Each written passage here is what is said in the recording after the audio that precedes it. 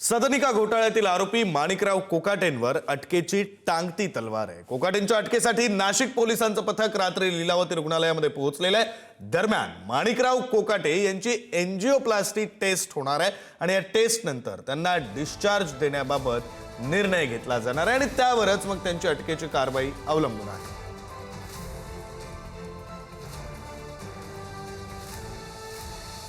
प्रतिनिधी पद्मेश पवार आपल्यासोबत जोडले गेलेले आहेत, अधिकचे तपशील ते देतील। पद्मेश,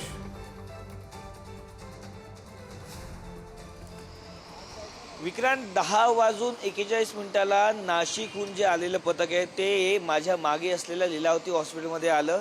त्यांच्यासोबत स्थानिक जे बांद्रा पोलीस स्टेशनचे अधिकारी ते देखील जवळपास इथे काल जवळ 2:30 वाजेपर्यंत ठाण मांडून होतं। त्यानंतर आपण पाहिलं तर जे नाशिकचं पथक आहे ते आता त्यांचं जे विश्रामगृह तिथे निघून गेलेले, पण जवळपास 11:15 दरम्यान जे स्थानिक डॉक्टर आहेत त्यांच्याशी त्यांची चर्चा झाली आणि माणिकराव कोकाटे यांना काय आजार आहे किंवा या संदर्भात संपूर्ण तपासणी किंवा माहिती जे नाशिकहून आलेल्या पथकाने घेतल्या आणि त्यानंतर त्या पथकाने असं ठरवलं की जी अटक आहे ती सध्या आपण टाळतोय आणि आज या संदर्भात काय निर्णय घ्यायचा आहे ते नाशिकचे पथक त्यांच्या वरिष्ठांशी बोलून ते घेणार आहे। आपण सध्या या लीलावती हॉस्पिटलच्या समोर आहोत आणि आपण जर पाहिलं तर कालचे ज्या अपडेट्सनुसार जे रात्रबाईचे डॉक्टर होते कुलदीप देवरे यांचा देखील त्यांनी जबाब नोंदवून घेतलेला आणि पुढे काय करणं अपेक्षित आहे या संदर्भात देखील त्यांनी वरिष्ठांशी बोलल्याची आपल्याला माहिती आहे।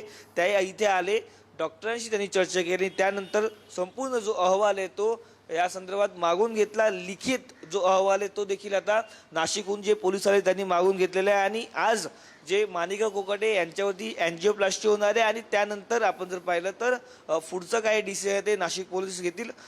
काल जवळपास 5 वाजता नाशिक पोलीस हे नाशिकहून निघाले होते आणि त्यानंतर आधी ते बांद्रा येथील जे स्थानिक पोलीस आहे तिकडे आले। तिकडे त्यांनी जे स्थानिक पोलीस त्यांच्याकडून काही सामग्री घेतली आणि ते इकडे लीलावती हॉस्पिटलमध्ये आले आणि आता सध्या नाशिक पोलीस आपण जर पाहिलं तर नाशिक पोलिसांचे काही जे गार्ड्स आहेत ते माणिकराव कोकाटे यांच्या 6व्या मजल्यावरती 609 या जे रूम आहे त्याच्या बाहेर आहेत आणि काही जे आलेले ते विश्रामगृहावरती गेलेत।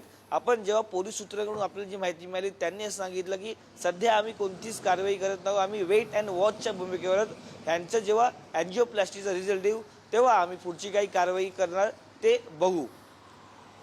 बरं पद्मेश, आता या सगळ्यामध्ये प्रश्न असाही आहे की आज हायकोर्टामध्ये माणिकराव कोकाटेंच्या याचिकेवर सुनावणी आणि त्या अनुषंगाने मग शिक्षेला स्थगिती मिळणार की मग कारावास कायम राहणार या सगळ्याकडे सुद्धा लक्ष असणार आहे। त्यामुळं आजचा दिवस महत्त्वाचा आहे। आज नेमकं रुग्णालयातून काय माहिती समोर येते, त्यांची जी टेस्ट होते त्यातून काय समोर येतं, आज अटक होते का, हे सगळं न्यायालयाच्या आजच्या निर्णयाच्या अनुषंगाने सुद्धा कशा प्रकारे महत्त्वाचं आहे? नक्कीच माणिकराव कोकाटेंसाठी आजचा जो हायकोर्टाचा जो निर्णय आहे तो खूप महत्त्वाचा असणार आहे, कारण त्यांना जी जिल्हा सत्र न्यायालयाने जे निर्णय दिला त्यावरती स्टे मिळतो का हे देखील पाहणं महत्त्वाचं असतं। जर स्टे मिळाला तर त्यांची अटकेची जी टांगती तलवार आहे ती आपण जर पाहिलं तर कुठेतरी त्यांना दिलासा मिळू शकतो, पण जर स्टे नाही मिळाला तर जी पुढील जी प्रोसिजर आहे ती नाशिक पोलीस फॉलो करतील। जर एंजियोप्लास्टी झाल्यावरती त्यांना जर डिस्चार्ज दिला तर थेट इकडनं ते नाशिक पोलीस ॲम्ब्युलन्समध्ये घेऊन नाशिकमधील जे सरकारी हॉस्पिटल आहे तिथे त्यांना ॲडमिट करतील आणि त्यांच्या वकिलाशी सल्लामसलत करून पुढील जे अटक करण्याची प्रोसिजर ते देखील कंप्लीट करतील। विक्रांत, बरं, धन्यवाद पद्मेश दिलेल्या या सगळ्या सविस्तर माहितीसाठी। अतिशय महत्त्वाची बातमी आपण पाहतोय, कोकाटेंच्या अटकेसाठी नाशिक पोलिसांचं पथक हे मुंबईमध्ये दाखल झालेलं आहे। मात्र आज त्यांची एंजियोप्लास्टी टेस्ट होणार आहे आणि त्या टेस्ट नंतर मग त्यांना डिस्चार्ज दिला जातो का, मग कशा प्रकारे त्यांच्यावर उपचार सुरू राहतात या सगळ्यावर त्यांची अटक अवलंबून आहे। दुसरीकडे न्यायालयामध्ये, उच्च न्यायालयामध्ये सुद्धा सुनावणी पार पडणार आहे।